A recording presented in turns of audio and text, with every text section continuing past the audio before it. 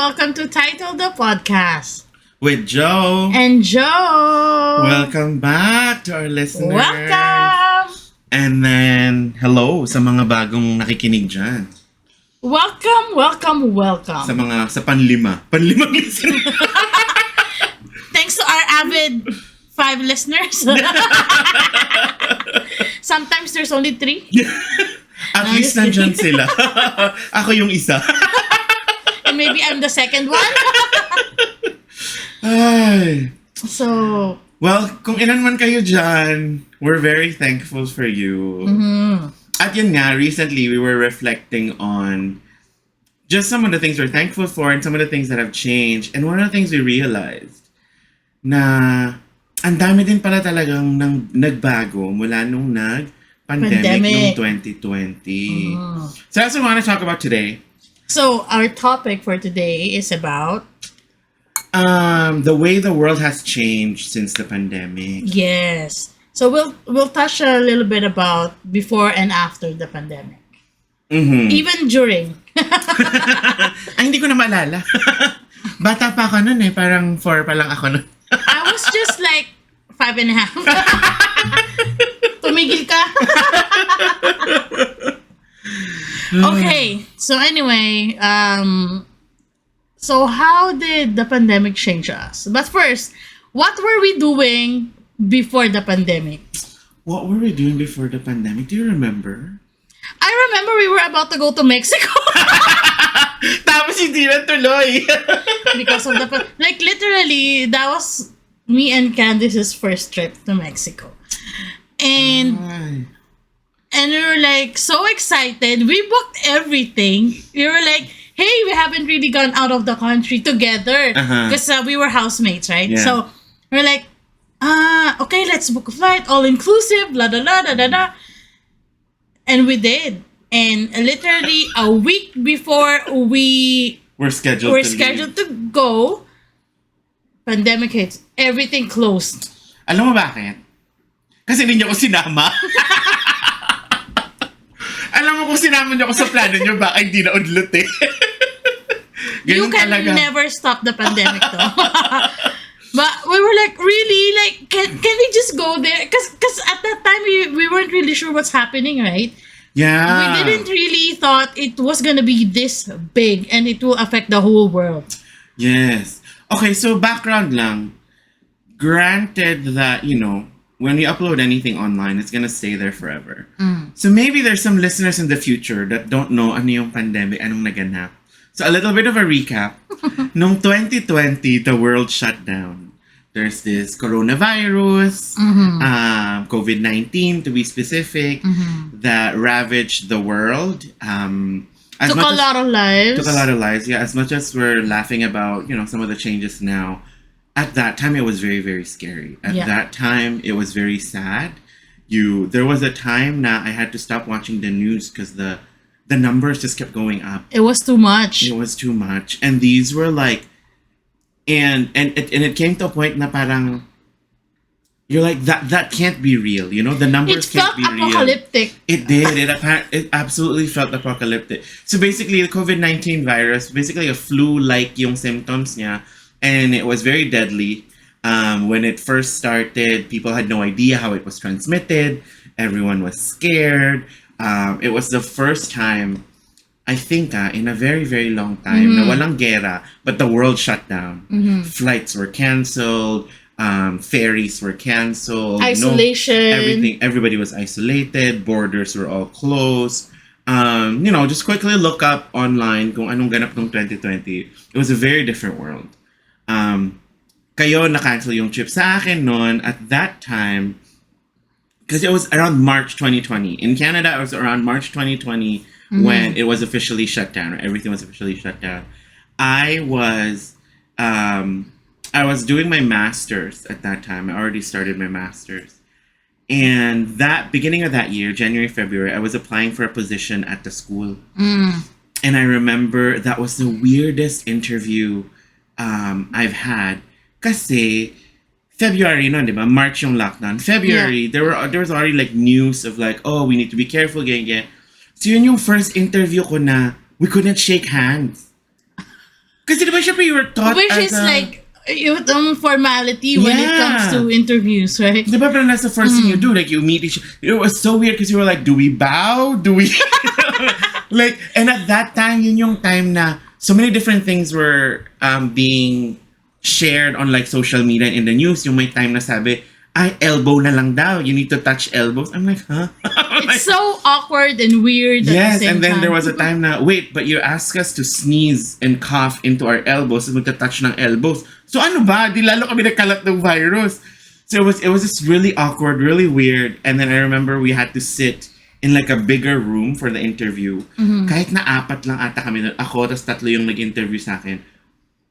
May social distancing na. Pero hindi pa official yung social distancing nun kasi wala pang mandates or anything. Yeah. But it was Just really may mga weird. precautions. Yeah, but it was a really weird interview because it threw me off. Like, you know how you plan for what you're gonna do for an interview? Yeah. Right? So I planned for the walking in there, shaking the hands of the people I'm meeting, and then starting the conversation. It just threw me off. Like, you think it's a little thing that, we were just not able to shake Yeah. hands, but it was just like, wait, so what do I do now? Like, where does it go? The interview went okay. They did freeze hiring because March, diba, was when the pandemic hit. They froze hiring. Tapos, ano pa sila, freeze hiring. And everybody just thought it was going to be for a week or 2 weeks. Yeah. Diba? They're like, okay, we just have to Short-term lock lang. down. Yeah, we'll just have to lock down for 1 week, 2 weeks, and everything's going to be fine. Just go 2 weeks became 3, 3 became 4, a month became 2 months, 3 months. Just Half a year, a year. Tagal nating naka-lockdown. Yeah. Because it was an unknown virus at that time. So nobody knew how to deal with it. Tapos they were competing, parang competing information kasi things were rapidly changing. They discovered this. Eka-discover lang nung, it's now airborne. It was this. So the guidelines also kept changing. Plus it was really spreading so fast. It was. At nakakatakot. If you actually search up some of the news articles, some of the news reports back at that time, I remember very vividly yung parang aerial shot. I think it was in New York of just bodies piled on this. I was like those are people. Those are people, yeah. And we just see numbers, and then it kind of cut through that, and then cut to death toll numbers, and everything was like in the hundreds of thousands, millions, and I'm like, are those actual people that have passed away? And they had to cremate them right away. So Imagine people not being didn't able to have say time to goodbye. grieve properly. Because you also can't go there. Yeah, you can't. Anyway, so that was the background for what 2020 was like. And now we're 5 years into the future, 2025. The world has changed quite a bit. Nung panahon ng 2021, 22, there was a lot of talk of this new normal. Now, actually, even in 2020, parang new normal, na parang normal na yon na you walk outside with a mask. Normal na yon I na hated that. As much as I wanted to, keep everybody safe. yeah, I hated wearing masks. Ako din. Pero kung ano-anong gadgets yung meron pang yung, alam mo yung parang plastic nilalagay mo sa loob ng mask para hindi siya nakadikit sa bibig mo. Yeah. Kung ano-ano pinagbibili, tas meron pang yung mask strap para hindi masakit sa tenga. Everything talaga Yes. changed. But now, when you think about it, it's like nothing happened. Nothing happened, but then this is what I want to talk about today. Nothing happened, pero the world is not the same as it was in 2019. Of course, it will never be the same. It's not the same as it was in 2019. And so what we did, bilang it's 2025 and AI is a thing, we asked Perplexity, what are the top 10 ways that the world has changed since the pandemic? So we're going to go through the 10 things that Perplexity listed out with some of the sources that it has. Puro online naman siya. And then give some of our personal anecdotes and how we kind of saw that. And we'd love to hear your thoughts as well on how you've seen the world change since the pandemic, how your world has changed, diba? So Jo, ano ba yung number 1 daw sa ni Perplexity? So number 1, remote and hybrid work. Yeah. The pandemic, sabi ni Perplexity, the pandemic normalized remote and hybrid work, fundamentally changing how and where people do their jobs. That's true. Yes and no, except for the healthcare workers and some of the Mga essential workers. essential workers, noon. yeah. Yes. Kasi when pandemic hits, I was already working for healthcare. Mm. So, well, for me, I don't work with patients, so I'm more of the office. So we were allowed to Do work remote from work. home. Yeah. Mm. Honestly, it's different. So, for some people, they like it. I personally, I do like it because I can focus on my work more. I find that like I can Mm-hmm. kasi walang storbo. I don't have anybody Kailangan ba natin around ng me. episode on coworkers? Parang may hugot ah. O hindi, yung mga coworkers ni Joe nakikinig dyan. Oh. Yeah, hi. Hi friends! No, I wasn't working with them at the time. I was Ibang working coworkers somewhere- pala. So yeah. safe kayo guys. So, yeah, it's like, you feel more relaxed, I would say. Mm. But the only, for me, sa line of work ko, the only downside of it was, if I needed something from someone, I can't really go to their desk and ask for it. Yes. Right? Totoo. Yung sa akin, I don't actually like fully remote. I realized I really enjoy hybrid.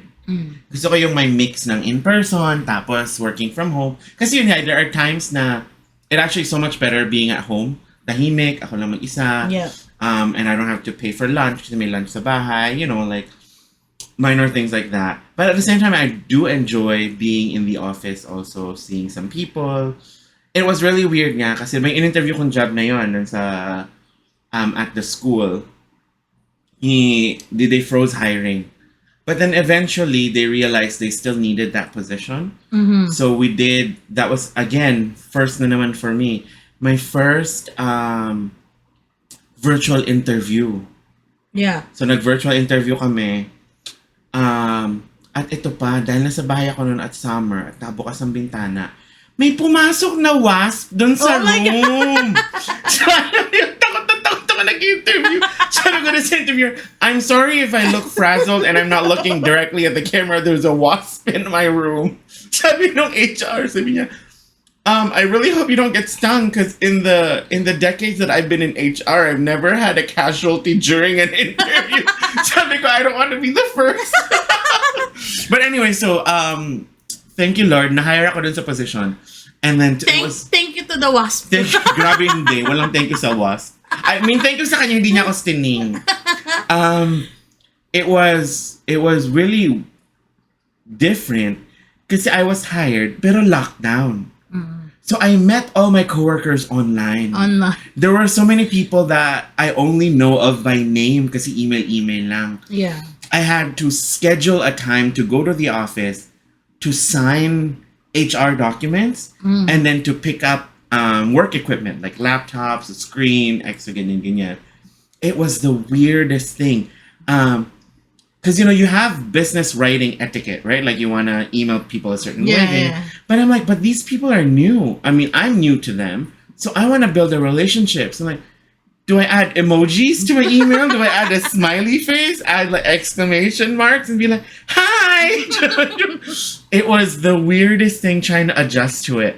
And I think after 2020, now in 2025, I work at a different place now. But remote work is still a thing, it's still... Yes. Remote work, hybrid work is still a thing. It allowed for a lot of flexibility for some of my friends that are parents. Diba? It allowed for some flexibility for them kasi they're able to be with their kids a bit more, also do some of the chores more. Tapos, less yung gastos nila sa daycare.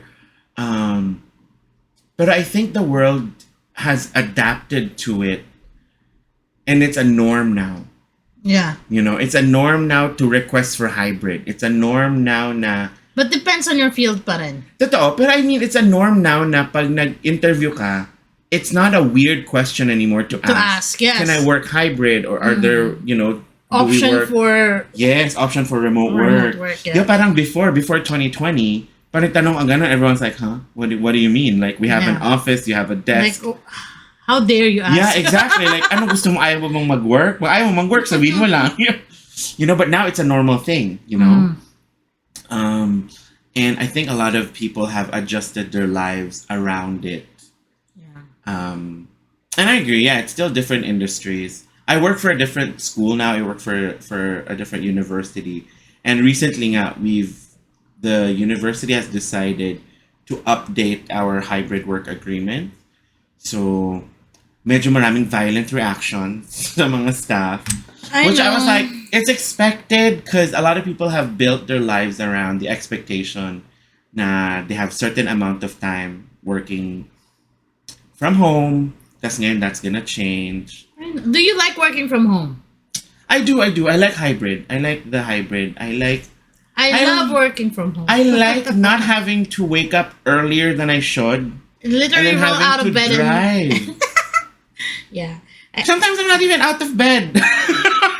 I love working from home. Didilat lang ako, nakabukas yung phone ko, nag-check na ako ng email, I love it. Well, right now I'm only allowed to work from home once a week. Mm.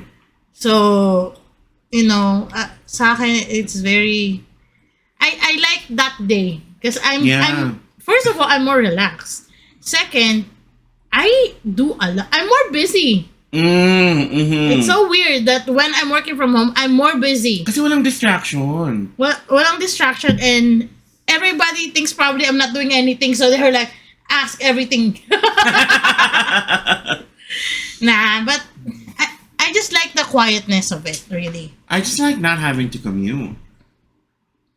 That's not really a thing for me. 'Cause Like not having to commute, not having to get dressed for work. If I don't have get any... ready, Yeah. wake up early. Oh, Nakapambahay ka pa, nakapantulog ka, but you're already productive. you can go to work naman on your pajamas, no?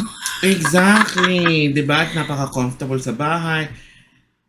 So that's been great. But I do like the reason I like hybrid and not just fully remote because I realize that a lot of the work requires relationship building. Of course. Diba na ang hirap, like especially since I started nung pandemic, I started work at a place na everything was remote.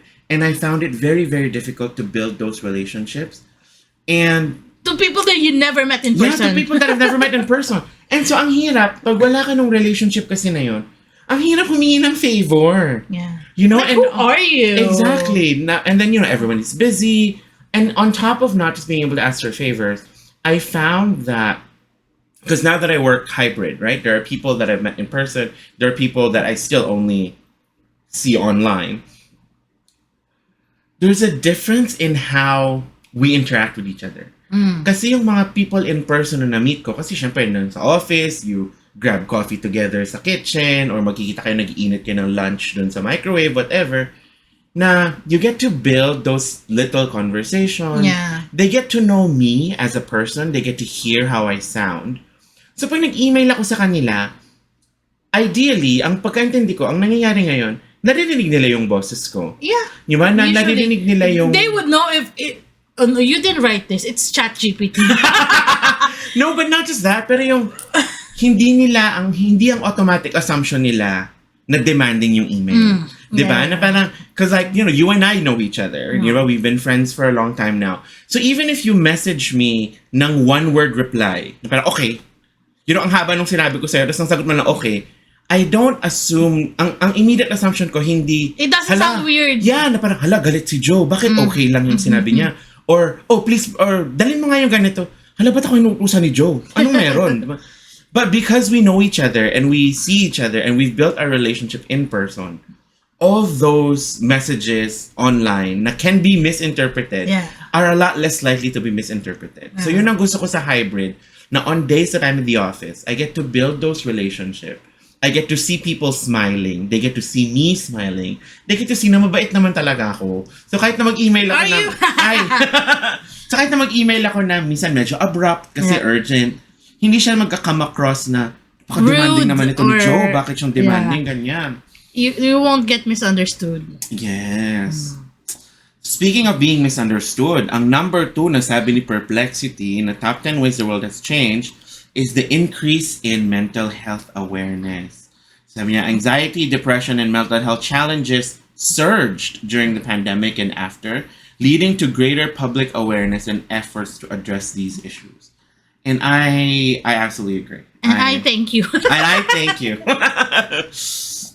I can relate to that too because right around that time, yeah, I think it started like, oh my gosh, I can't even remember the dates. But yes, I am one of those people who sadly had to go through to some sort of depression. Mm-hmm.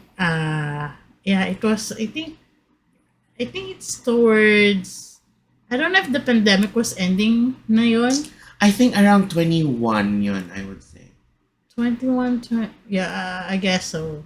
I think. That's the other thing. Side note, that's the other thing that's changed. Wala akong perception ng time between 2020 to 2022. Like The everything whole 3 was years were like a blur. or- So like, kailan ba nangyari yun na we were going for mental health walks? yeah. Because we had to be outdoors because we Yes. couldn't sit inside. Yeah. It was weird. It was such a weird time. Like, I've never experienced that before, but the anxiety and yung emotion, Mhm. it's crazy. Kahit wala ka namang ginagawa. Alam mo yun, it just gets to you. I'm pretty sure it has something to do with pandemic, but plus other things. And I think it's definitely a combination of everything. You know, there are certain triggers for certain people. Yeah. Relationships changed. During that time, there were a lot of relationships that ended, some started. There were other relationships that were strained and affected by the lockdowns, by some loss in the family, by loss of jobs. Like some people actually lost their jobs because the companies, like restaurants, they were like, oh no, remote work sa restaurant. We couldn't, you know. Yeah, I think that was right around 21. Yeah. So there's a lot of that, and there's a lot of anxiety for the world, right? Like we Yeah. had no idea what was happening. We had no idea how to prepare for tomorrow because we did not know what tomorrow looked like. And I think the increase in mental health awareness came because everyone was feeling it. Diba? Parang before 2020, hindi naman bago yung anxiety, depression, and all these other stuff that, you know, humans deal with. Pero to an extent, parang medyo isolated cases siya. Yeah. You know, people were dealing with it individually, which is sad. So, ang nangyari nung pandemic, since everything was heightened, everyone was feeling it. And, ito pa, everyone had a podcast, everyone started TikTok, everyone had vlogs. So, everyone was talking about it. Yeah.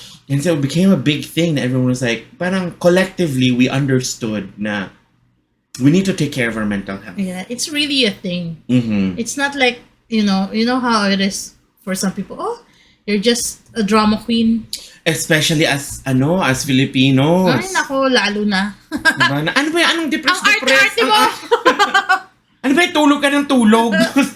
Maglaba ka doon! Maglaba ka doon. Lumabas ka nga. Kumain ka na lang. Ikain mo lang yan. Okay ka na. You know, so it became a thing because a lot of people that did not used to understand it, suddenly na-feel din nila. Yes. May collective. And I think that's one of the good things, I would say. And I don't know if you know this, some people who started working from home actually developed depression because they're working from home. Parang na loss of connection sila with yung mga tao. Yes. Especially those people that lived alone. Not just that, even with people who lived with families. Kasi parang they cannot handle all the stress in the home while doing their work. Ay, totoo. Sa akin baliktad. Because I was supposed to be, I had made arrangements to live on my own around that time. Tapos na-realize ko, school was gonna be fully online. Work was gonna be fully online. I'm gonna be alone with myself 24/7. Hindi ko kinaya. Umuwi ako kila mama. Wrong And that- time. Wrong time. Sabi ko, it's absolutely been a blessing to have been able to move back home and have that luxury. Move back home. Kasi naka-lockdown kayo magkakasama. Yeah. Di ba? Parang, ang sabi ko nga nun, yung feeling na, You still have the human connection. yes, and not just the human connection, but yung normalcy.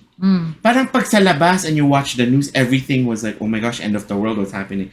Pag uwi ko, magtatawa na kami ng mga kapatid ko. Di ba? Nandun yung aso sa bahay, si mama, si papa na sa bahay. Parang pag nasa loob kami ng bahay, everything felt normal. Even for like, moments na, kasi nanonood kami ng TV ng kakasabay. We get to eat together kasi one bubble kami, di ba? May bubble pa na tawag nun. One bubble kami magkakasama. Yung pagkain naman sa bahay lang din niluto. Yeah. So we could eat together. Whereas most people who had to live alone did not have that luxury. Pandemic. I know. Magnified everything. Yeah. O number 3. Oh my God, number 3 pa lang tayo. Technology acceleration. So rapid adoption of digital tools for work, education, and healthcare transformed daily life and business operations. Yes. Ang laki ng kinita ni Zoom. Oh my gosh! When Zoom started, everyone jumped in on it. Kasi walang choice. Yeah. How are you going to meet with your team? Yeah. Or how are you going to continue teaching classes? Yeah. A lot of universities and schools had to pivot. Ang dinig ko nga, because I work in a university now, but I wasn't working there before the pandemic. Yeah. But I hear stories. Basically, it was like over the weekend. Over the weekend, the executives had to make a decision saying, we're paying for this, we're doing this, because we still have to provide classes for the students.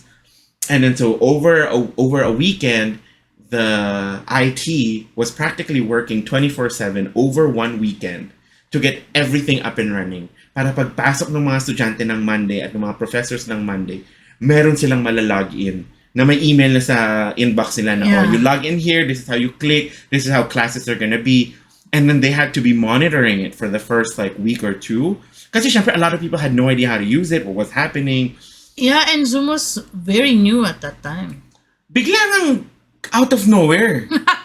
Before the pandemic, I don't know if you remember this, before the pandemic, we were using Skype. Skype. Just, And so funny because even at work, we don't really use much of Skype. You don't have to. yeah, because everyone was in person.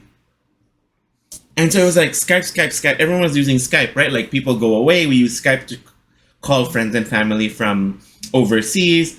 All of a sudden, nung nag-pandemic, ano tong Zoom? And it was no longer called video calling. It was called, let's just Zoom. Or let's just go on Zoom. Let's just do Hindi na Zoom. conference call. Zoom na lang. Let's Zoom ang Zoom! tawag. We have Zoom! Zoom! And everything happened with a span of a couple months. Di ba parang, it felt like, di ba there was a shift na ngayon, we say, i-google mo na lang. Google became a verb. Yeah. But that took a while. Zoom becoming like a thing took like weeks. And not just that. So, sa healthcare, Mm. yung mga appointments, doctor appointments is online too. Yes. And then everybody had to deal with the I don't know how people do the diagnosis over Zoom. video na pag malabo camera mo. Good luck. No, like everything had to shift very, very quickly. But some doctors still use online now, diba? They adapt to it now. Because it's been convenient. Yeah, they don't really need to see the patient if it's not so major concern.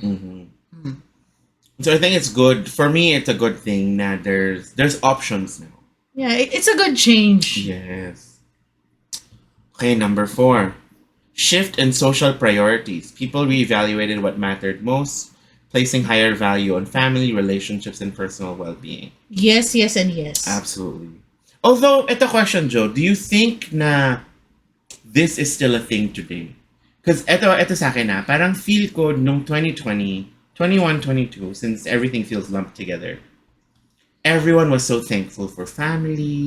Everyone was so thankful to have friends, to have these connections. Parang everyone was, we all got very, very sentimental. Yes. Kasi there was a lot of loss all over the world. Oh, Ang yeah. daming namamatay. So we're all very thankful na the people that we know, or that we had people that were safe. We had people that felt safe for us to talk to. And I feel like that was heightened 2020 to 22.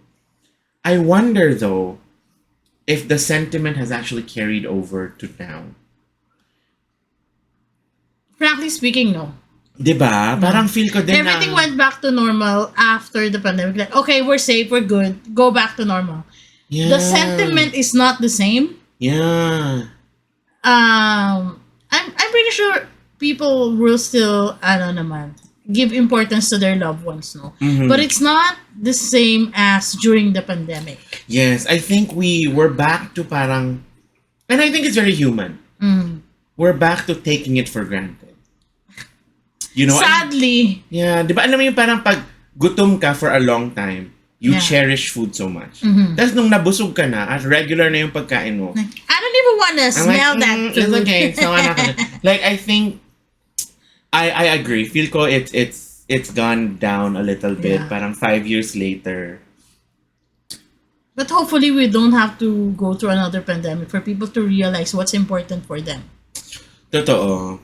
And I think, that's some of the good things with tragedies, right? Like, it reminds you of the fragility of life. Mm-hmm. Di ba, parang yung we were talking about na, just last month, Yeah. yung tragedy in Vancouver, di ba? That event where, it's still heavy when you talk about it Yeah. and we think about it. And so that's what we want to talk to. That's one of the reasons we also want to talk about some of the changes after the pandemic. It's also to remind people na let's not take a lot of things for granted. And don't lose the connection. Don't lose the connection. And let's not, don't lose the connection. Don't take things for granted. Nako. And of course, yung syempre, yung personal well-being. Now you have to pay more attention to yourself too. Not just to other people. Yes. You know, don't invalidate your own feelings. Mm-hmm. And I think that goes hand in hand with yung kanina yung number 2, yung mental health awareness. Yeah. Diba? Parang we're a lot more attuned. Mm-hmm. And hopefully nga, it also doesn't go down na yung awareness also goes away kasi sanay na tayo. Plus now, there's more resources Yes, totoo. and mga support groups and all that that can help you go through your mental health if you need one. Yes, totoo yan. Okay. Next. Number 5.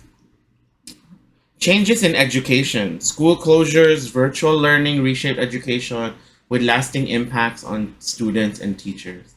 I like that Perplexity separated this from just a technology acceleration. Because I think it's very important to note na education itself and pedagogy in itself changed. Yes. You know, because teachers and students and parents, diba? Or guardians, kung sino man sa bahay, had to adapt to what it means na, To learn online. yes, to learn online, and also yung hindi nila nakita yung teacher, Yeah.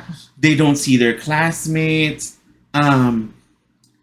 So, diba, I said nga, diba, when the pandemic started, I was pursuing my master's and I was also working You for were the also a school. student. So I was a student and I was working for the school. And as you know, I also paused my education a couple months into the pandemic. Because I actually really did not like online Online schooling. class, yeah. On the one hand, it was great na parang, I was in control of my time.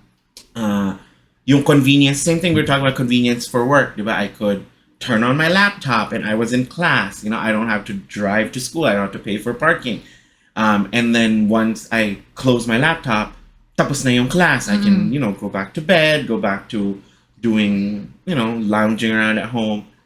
But the one thing I found that really changed was I realized there's a lot of learning that happens with interactions that I have with other students. That doesn't happen on Zoom. In a physical setting. Yes, kasi imagine mo, pagtapos ng class, hindi naman kayo lahat aalis, di ba? Yeah, you hang out with You hang out with your friends, with your classmates. classmates. Tapos parang nakatayo-tayo lang kayo doon and you're talking about your assignments, Yeah. di ba? Parang, o yung exam pala bukas, or yung paper na gagawin natin in 2 Our months. projects, library. What are you doing? Ganyan. Tas, o saan ka magla-lunch? And then you go for lunch. And then you're not only building relationships, but also during those conversations, you talk more about school. Minsan kasi, diba, the topic is very heavy. Either it was very challenging, or emotionally it could have been triggering. So while, after class, while you're going for coffee or going for lunch with your classmates, you talk about the topics. Yeah. So parang yung learning na-reinforce. Nung online class na, pag sabi ng teacher, oh, goodbye, thank you guys, we'll see you next week. Pag sarado mo ng laptop, sarado na. Yeah, Wala ka na you're ibang done. kausap. Everything's done. And it feels weird, especially at that time. Now, I know, I'm gonna do a Zoom call with my classmates and just be like, Nah. hi guys, tara magchikahan tayo about class. You're like, huh? Like, They will not do that. why? So, let's keep in mind, no? Classroom setting, as in physical classroom setting, it's not just building your academic learning. Yes. It's also building your social skills. Especially true dun sa mga nasa kindergarten Yes. or elementary. Where, like, I was already doing my master's. So for me, what I lost when we went online was just the additional learning. But really, I could complete my degree online. I still see my professor. I still get to learn what I need to learn and do the homework that I need to do. Pero na-imagine ko noon, I think a lot of things changed for younger kids. Yeah. Diba? Kasi especially sa kanila, yung learning nila was very different. A lot of it was hands-on. A lot Plus of it... developmental stage nila yun. Tsaka diba nga, there's been a lot of like studies that are both pro and against screen time for kids. Yeah. And now basically you're telling them they need to be on the screen to learn more. And so I remember it was a challenging time for a lot of everybody. parents. Yes. And we've heard it before na, some students in the online classroom, they do all other things while on class. Yeah. Kasi hindi ka naman na-monitor na ng teacher mo. Yeah. And the other, I remember watching sa news na nahirapan din yung mga parents. Kasi normally, you send your kids off to school, 7-8 hours of somebody else taking care of your kid and teaching them while you focus on work, on chores sa bahay, taking care of everything else, taking care of yourself. And ngayon, homeschool yung bata. Di nandun siya sa bahay, 24/7 silang nasa bahay magkakasama ng parents nila. And also the parent is doing work from home. So, lahat sila nasa screen. I know. It was a very different time. But yeah, education had to change. So, again, it just shows us na let's appreciate din yung mga teachers natin. Yes, absolutely. Absolutely. Okay, number 6. 6. Healthcare systems strain and innovation. Healthcare systems face unprecedented stress, but the crisis also accelerated medical innovation, including record speed vaccine development. Ay, yung vaccine na yan. Controversial. My goodness!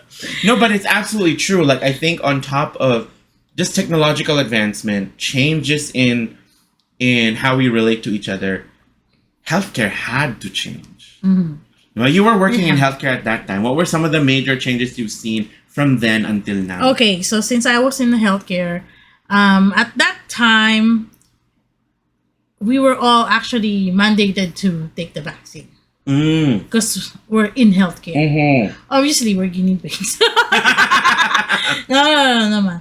But if you at that time, if you don't want to get the vaccine, I think, I'm not sure if they were let go or you have the option to retire. That's the ultimatum. Kasi you work for a health authority. Public healthcare ka Yeah. naman. Yeah. So it's like, I think private and there were clinics. people who really left the healthcare. I think private clinics had different situations. Parang sila, they had a bit more flexibility. Pero the ones that were government hospitals, publicly funded, I think kayo yung may very strict na Yes, because required. we were direct kami sa health authority. Mhm. And they were giving us updates every week.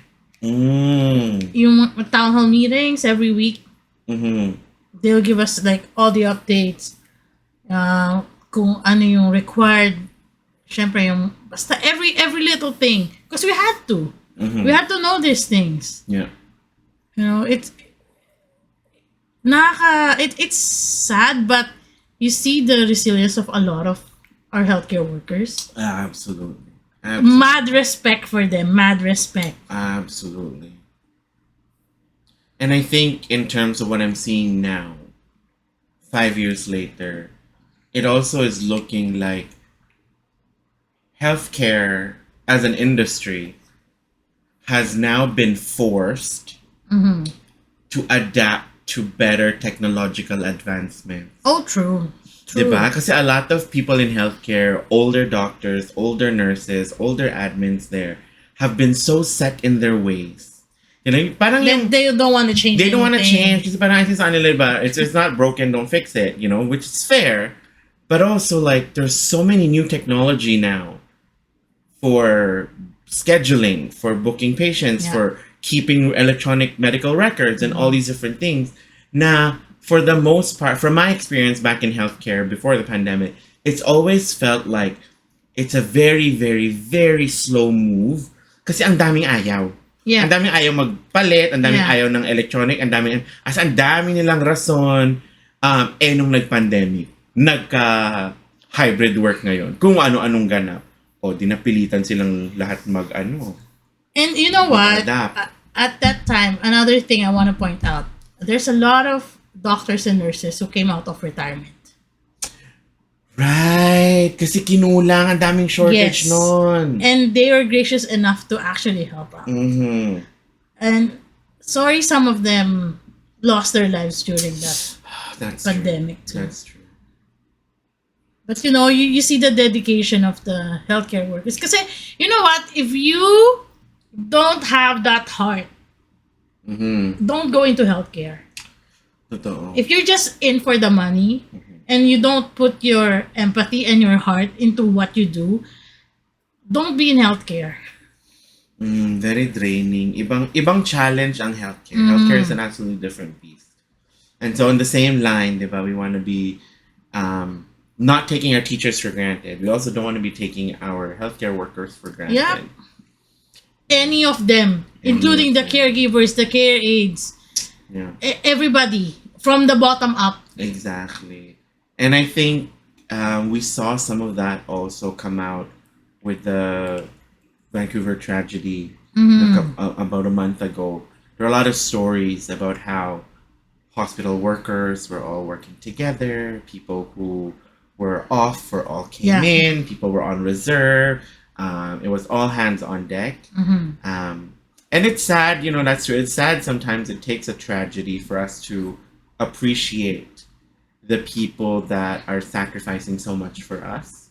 So I'm glad we get to do this time to reflect on our teachers and also our healthcare workers. Number 7. Ay. Economic disruption and inequality. The pandemic increased economic hardships for many, with a notable rise in global poverty and inequality. It's so true. It's so true, especially with the vaccine. You know, the first world countries get the vaccine first.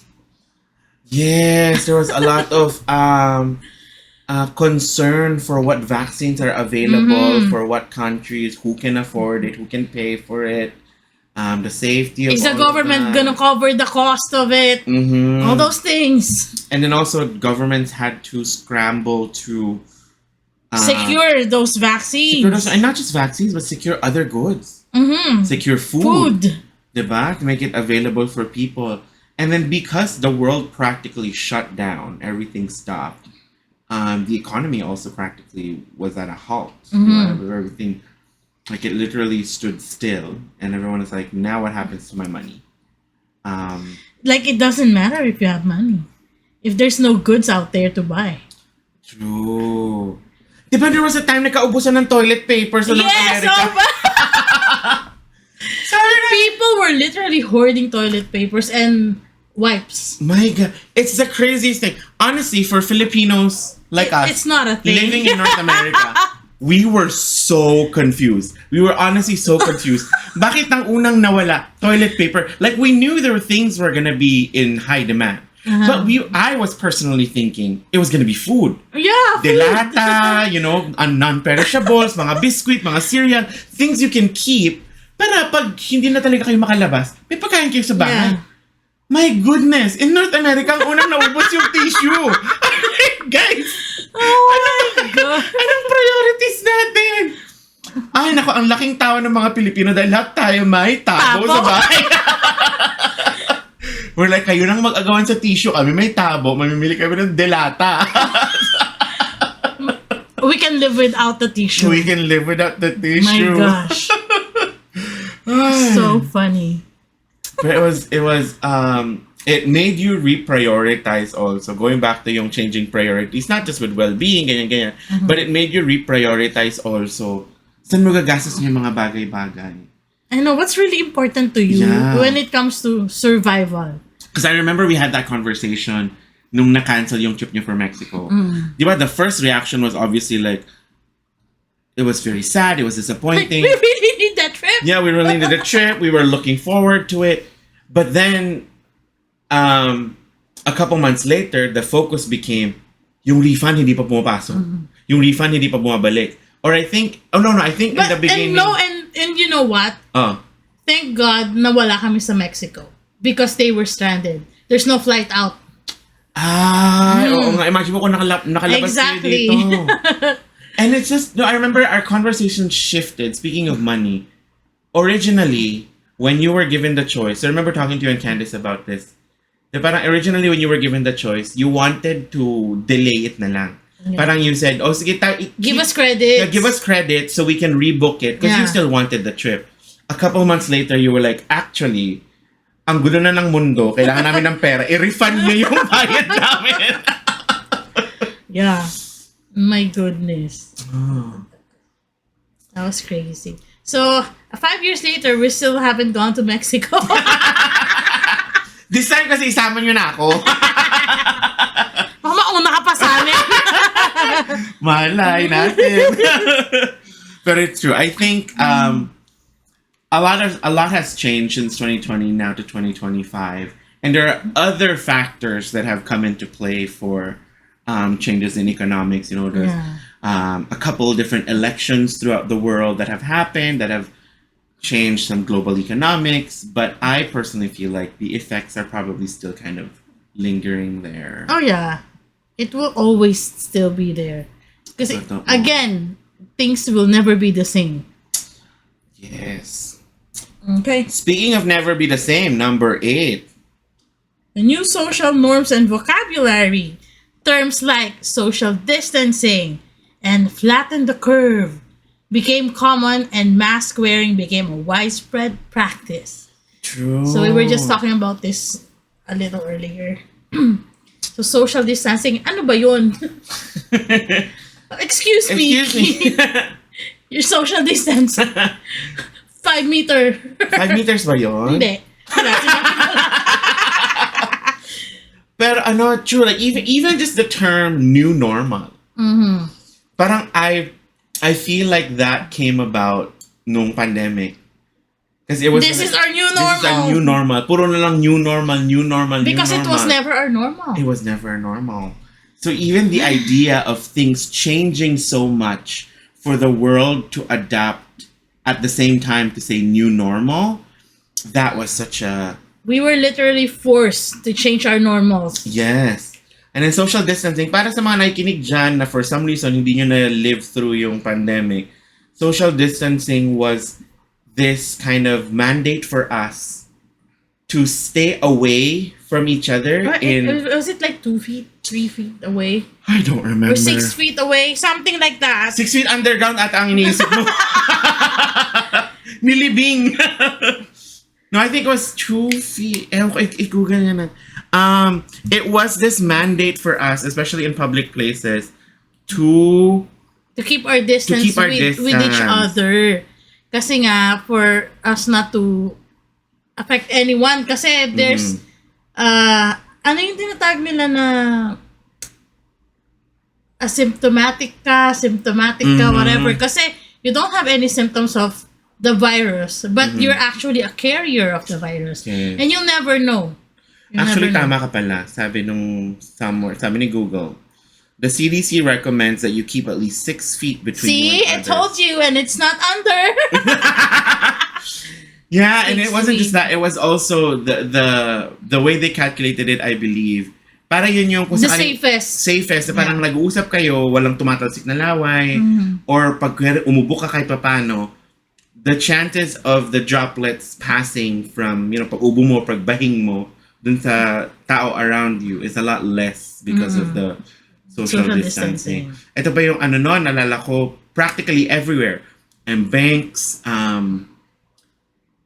banks, groceries, doctor's offices, yung may mga stickers sa sahig. Yes. Kung saan ka tatayo. Yung pagpipila kayo. Keep your social distance. There's like keep everyone safe. Kung signage language, everywhere. Yeah. So pag nakapila ka, kailangan nakatayo ka lang doon sa sticker. Wear your mask.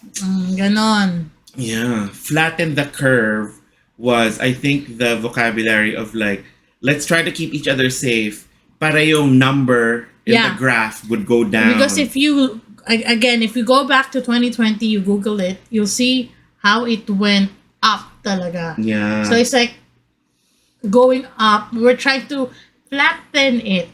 Flatten the curve.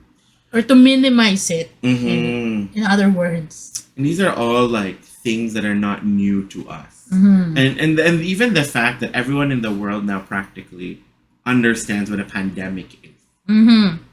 But I think before I just knew it as a concept. I know of epidemics because I think even in the Philippines we used to have like It's an outbreaks epidemic. and epidemics.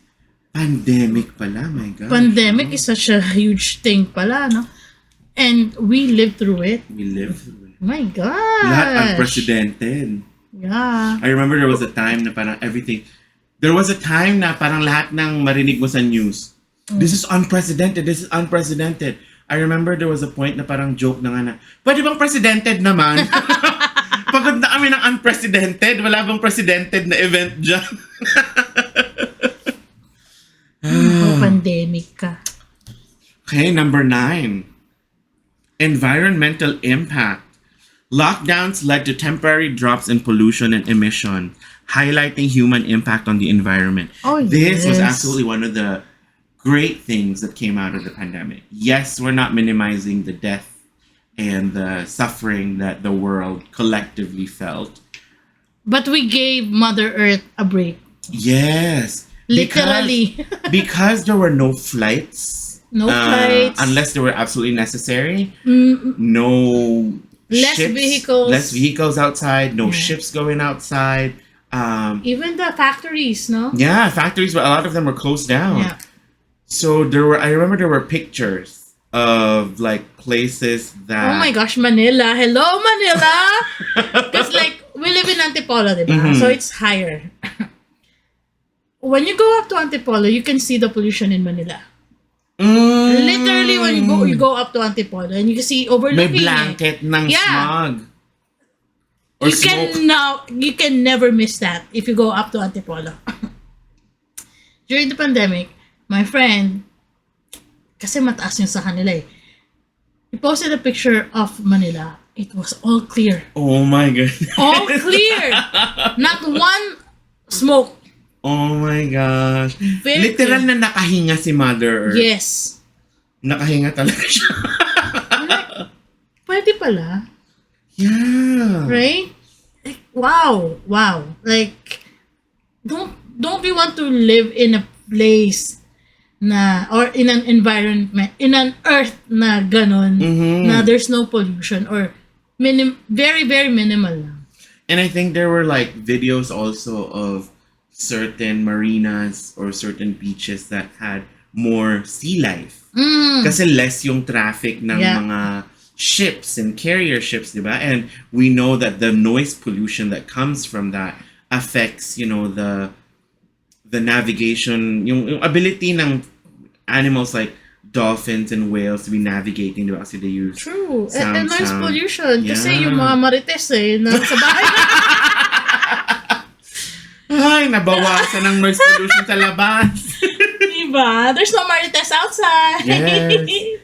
Although, I feel like this one, like some of the other stuff that we mentioned, ito parang medyo nag-go down na din 5 years later. Yeah, because everything's back to normal. Again. Yeah. And I think it wasn't just back to normal. Parang some people felt like, hala, we need to travel more. Kasi ang tagal natin hindi nakapag-travel. So, parang dumoble yung travel, napadami yung ano. And hopefully this is one that we could bring back. Hindi naman bring back, pero be more mindful of. Yeah. Number 10. The customer service and labor shifts. Industries, especially retail and healthcare, saw major labor shortages and changes in customer service expectations.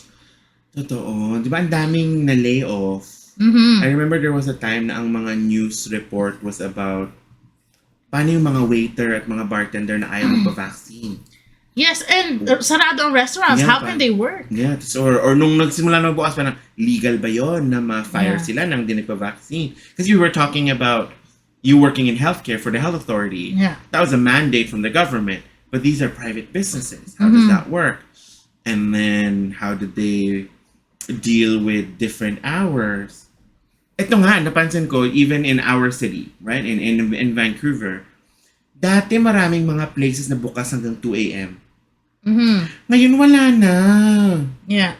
Parang after nung pandemic, lahat sila shortened na yung hours.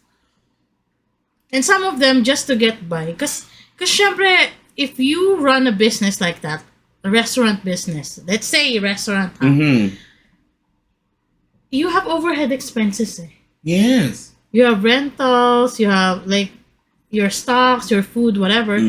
So some of them, they were just forced to, run their business through like pick-up. Ang Just to laking get by. kita ng DoorDash, Uber Eats. Doon din na uso yun. So, people adapt to that until now. You know? Totoo. So nag-iba yun nga yung customer service and labor shift na tipping.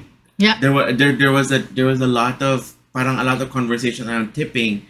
Kasi it was like, well, do I tip you if it's takeout? Do I tip the driver? How much do I tip the driver? If I'm already tipping the restaurant, do I tip the driver that picked up? All these different things.